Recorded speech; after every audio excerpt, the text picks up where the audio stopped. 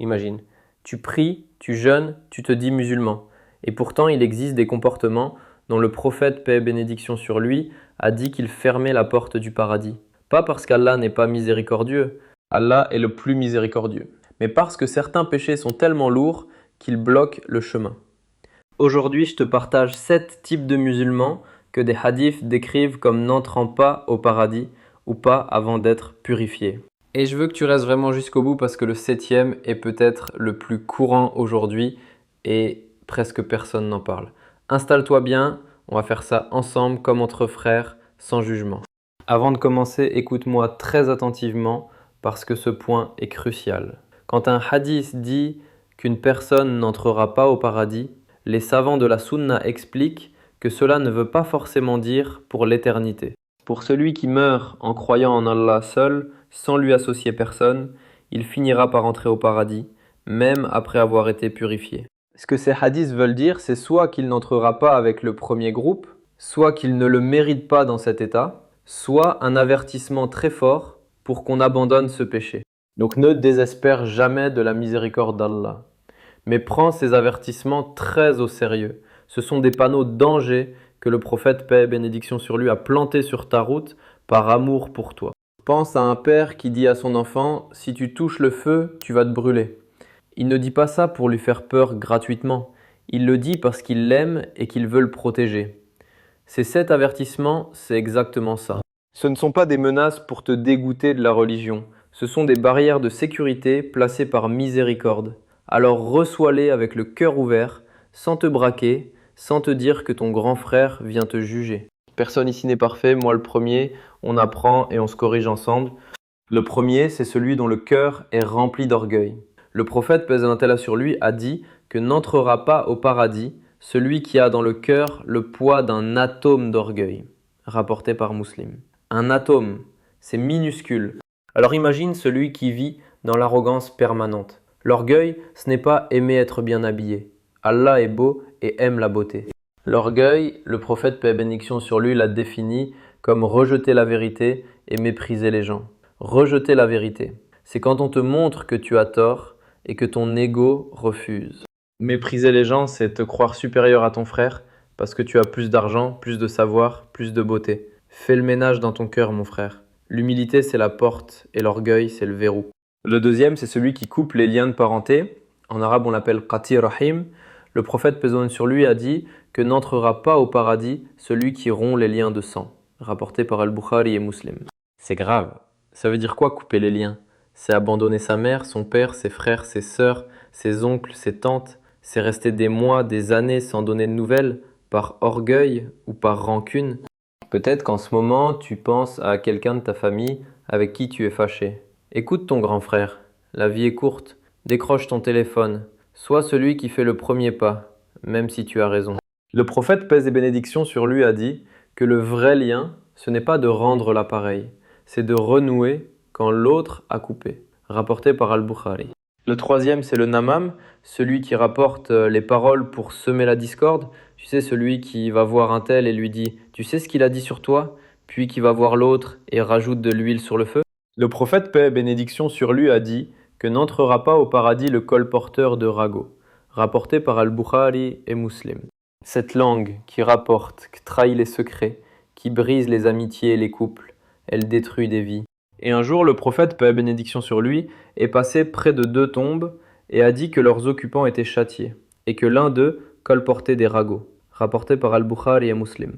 Alors protège ta langue. Avant de rapporter une parole, demande-toi est-ce que ça va rapprocher ou séparer. Si ça sépare, tais-toi, ton silence te sauvera. Le quatrième, c'est le manant, celui qui donne, puis qui n'arrête pas de le rappeler pour humilier. Il t'aide, puis il te dit devant tout le monde « C'est grâce à moi que tu en es là. Sans moi, tu n'étais rien. » Il transforme sa bonté en arme pour te rabaisser. Le prophète sallallahu sur lui a mentionné « Parmi ceux à qui Allah ne parlera pas et ne regardera pas au jour du jugement, celui qui rappelle constamment ses dons. » Rapporté par Muslim. Allah nous a même dit dans le Coran de ne pas annuler nos aumônes par le rappel blessant et le tort. Quand tu donnes, donne pour Allah, puis oublie. La vraie générosité, c'est la main qui donne et qui se tait. Laisse ta bonté monter vers Allah, ne la gaspille pas en la jetant au visage des gens. Le cinquième, c'est celui qui désobéit et manque de respect à ses parents. En arabe, on parle de uqr al-walidain. C'est l'un des plus grands péchés qui soit. Le prophète, paix et bénédiction sur lui, a placé la désobéissance aux parents juste après l'association à Allah dans la liste des plus grands péchés, rapporté par Al-Bukhari et Muslim. Et dans un hadith rapporté par An-Nasaï et authentifié par les savants, 3 personnes n'entreront pas au paradis, dont celui qui désobéit à ses parents. Réfléchis. Tes parents t'ont porté, nourri, protégé quand tu ne pouvais rien faire seul. Aujourd'hui qu'ils vieillissent, ce serait la pire des trahisons de les négliger. Allah a lié sa satisfaction à la satisfaction de tes parents. Un simple sourire, un appel, un service rendu, ça peut t'ouvrir les portes du paradis. Ne rate pas cette chance tant qu'ils sont là. Le sixième, c'est celui qui tue une âme injustement. Le meurtre est parmi les crimes les plus graves en islam. Allah a dit dans le Coran que celui qui tue un croyant volontairement, sa rétribution sera l'enfer où il demeurera éternellement, et qu'Allah est en colère contre lui. C'est un avertissement terrible. La vie humaine est sacrée.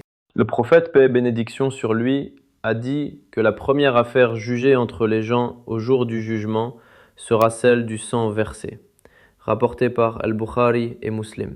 Et attention, cela inclut aussi celui qui met fin à sa propre vie. Le suicide est strictement interdit, car ta vie ne t'appartient pas, elle est un dépôt d'Allah.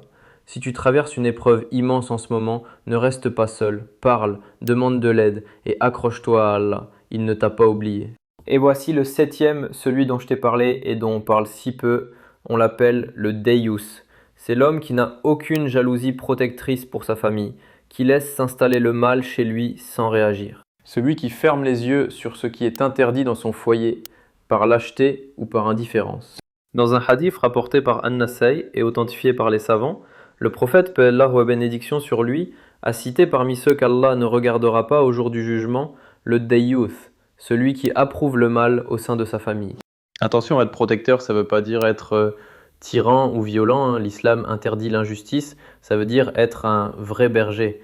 Le prophète, paix et bénédiction sur lui, a dit que chacun de vous est un berger et sera interrogé sur son troupeau. Rapporté par Al-Bukhari et Muslim.